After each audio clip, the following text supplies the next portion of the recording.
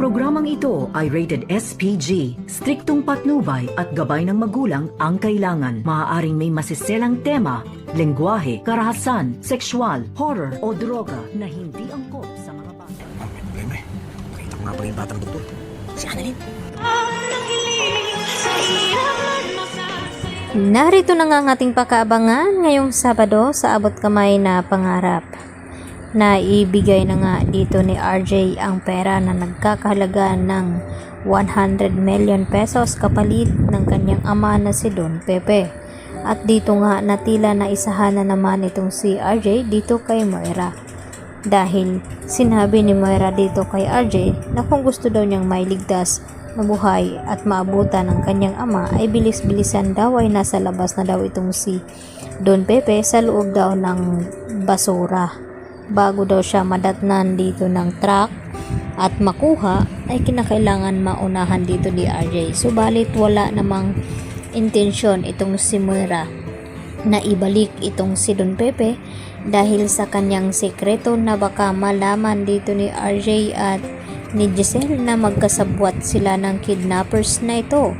Subalit ay hindi pa rin makakalusot itong si Moira dahil sa maraming ngang nakapalibot dito na kakilala ni Annalyn at isa na dito itong sina Doc Lyndon Javier at Regan at si Nurse Karen at Nurse Evan.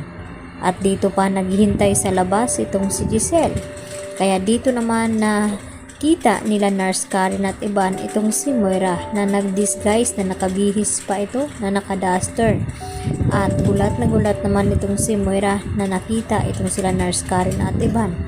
At dito nga sinabi ni Balahadja dahil nakasalubong nga ni Balahadja itong si Annalyn habang bitbit itong pera na inilagay nga dito ni RJ sa basurahan at kinuha nga ito ni Balahadja.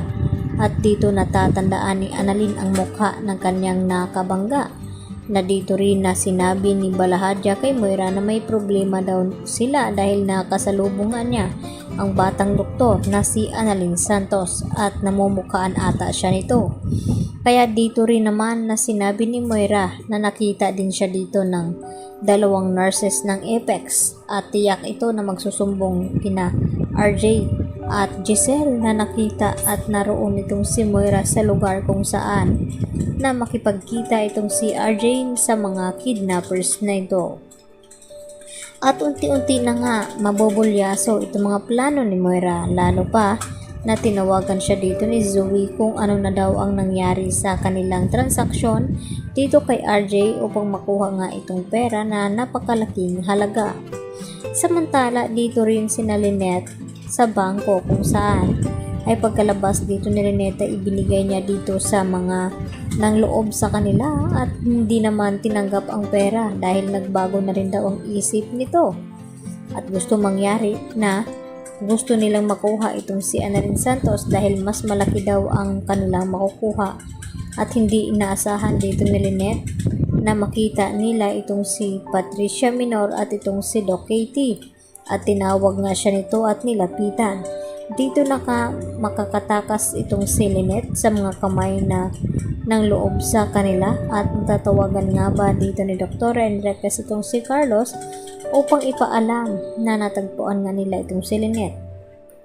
At makakaligtas nga ba sila dito sa mga tauhan ni Balahadja na sina Dax at iba pa dahil sa daming ang pinakalat ng mga tauhan nito ay talagang tagilid ang mga kalagayan dito nila Lynette at natagpuan na nga ni Carlos itong si Harry na binugbog at dito na sinabi ni Harry na tinangay daw itong si Lynette ng mga magnanakaw. Kaya yan ang ating pakatutukan mamaya, dito lamang yan sa Abot Kamay na Pangarap.